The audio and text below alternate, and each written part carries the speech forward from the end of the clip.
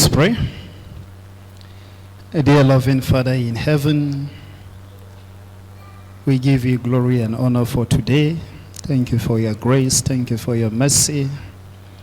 Thank you, dear Lord, even for the opportunity to be in your presence. Even as we take this presentation, Lord, we pray that you fill each heart with your Holy Spirit. Grant us insight and grant us an understanding heart. And above all, dear Lord, grant us the power to act accordingly. This we have asked in Jesus' name. Amen.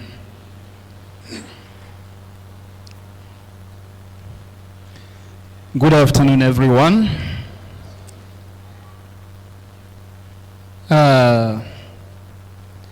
I'm standing before you to deliver this presentation on the topic, the role of self-supporting ministries in the mission of the Seventh-day Adventist Church. This presentation was supposed to be delivered by Pastor Munaji Musa, who is unavoidably absent. So I'm standing for him.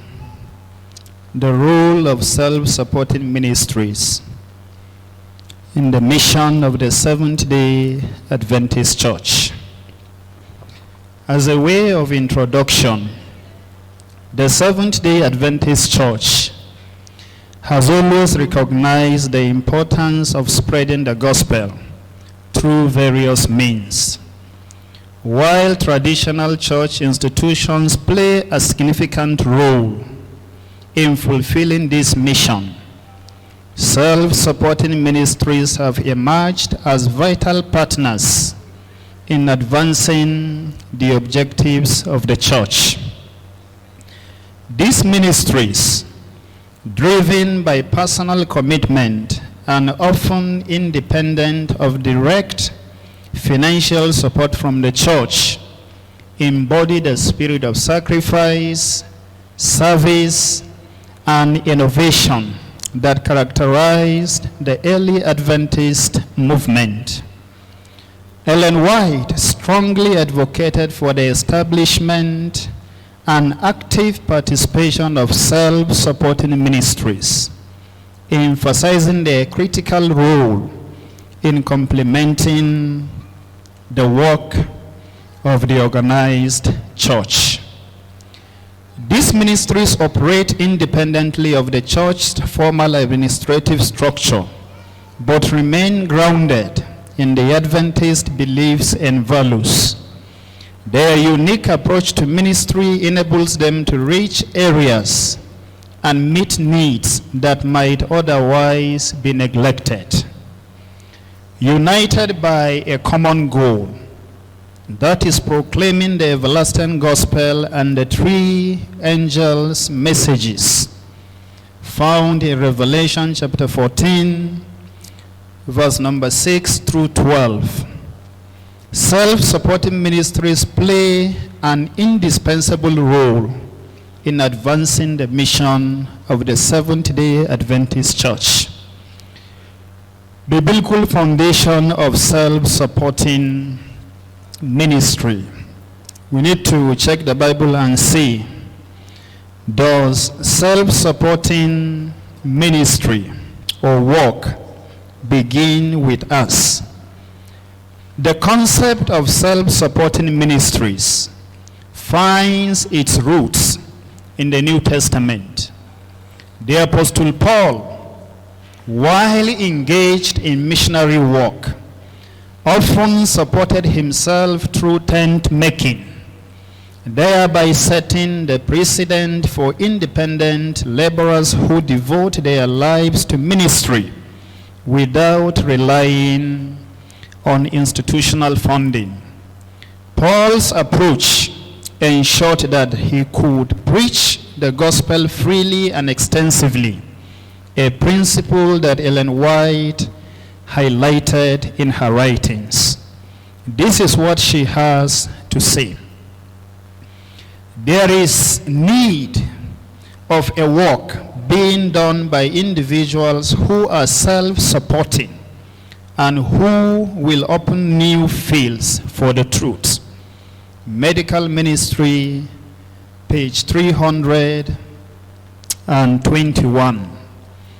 This biblical model underscores the value of self-reliance and dedication in advancing the gospel, a principle that continues to inspire Adventist self-supporting ministries on several key principles. So we are going to look at some of these key principles. Number one is mutual respect. Acknowledge the unique roles of both entities, ensuring that communication emphasizes partnership rather than control. So there must be mutual respect. We must all respect one another. You are not better than me, I am not better than you. We are all sinners, struggling to make it to heaven and to do the will of our Father here on earth. So there must be that mutual respect. In fact, issues, have actually arose in different places. Actually, the way we see each other, simply because, our lifestyle differs, or, some things that actually make us unique, has actually caused serious issues. So what we are saying is there is a need for mutual respect. We must both respect each other. And then another thing that is so important is we must also ensure doctrinal unity. Ensure that all ministries remain faithful to the teachings and mission of the church. Regular dialogue can help maintain theological alignment. So that thing is very key. It is very important. Theological or doctrinal unity is very key.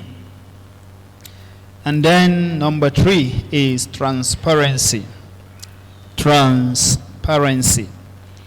Financial integrity and clear delineation of resources are essential for building trust and credibility. It is very important. And then the 4th one is celebration of shared successes. Celebration of shared successes. Recognizing and celebrating joint achievements fosters a sense of shared mission and unity. These are some of the key principles for collaboration between self-supporting ministries and the Seventh-day Adventist Church. Now, a vision for the future. A vision for the future.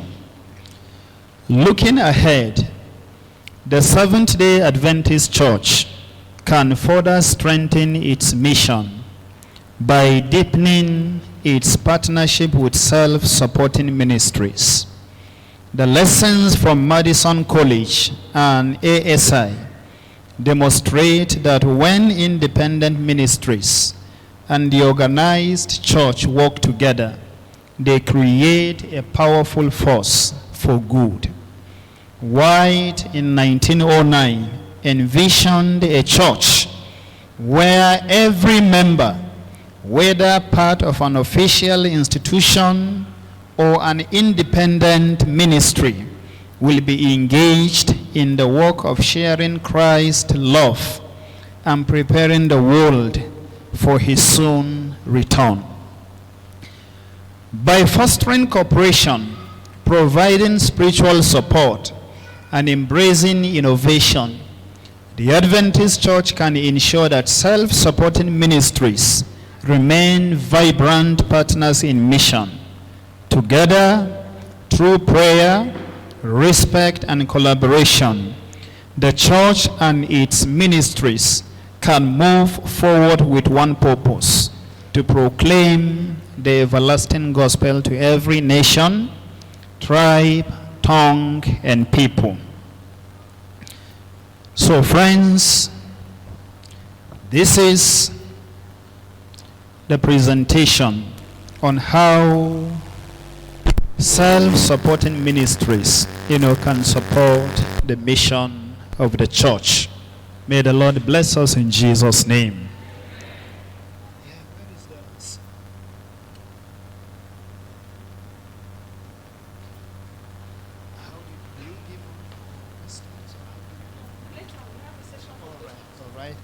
Okay, let's bow for prayers.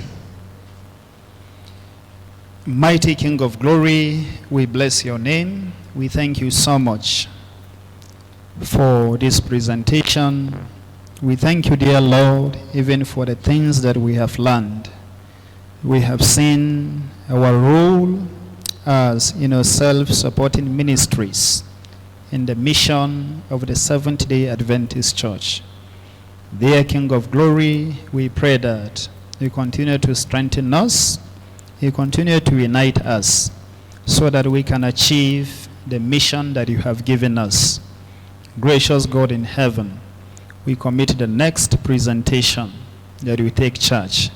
Help us, dear Father, that we learn something that will help us to be better Christians and to be better missionaries. This we have asked in Jesus' name. Amen.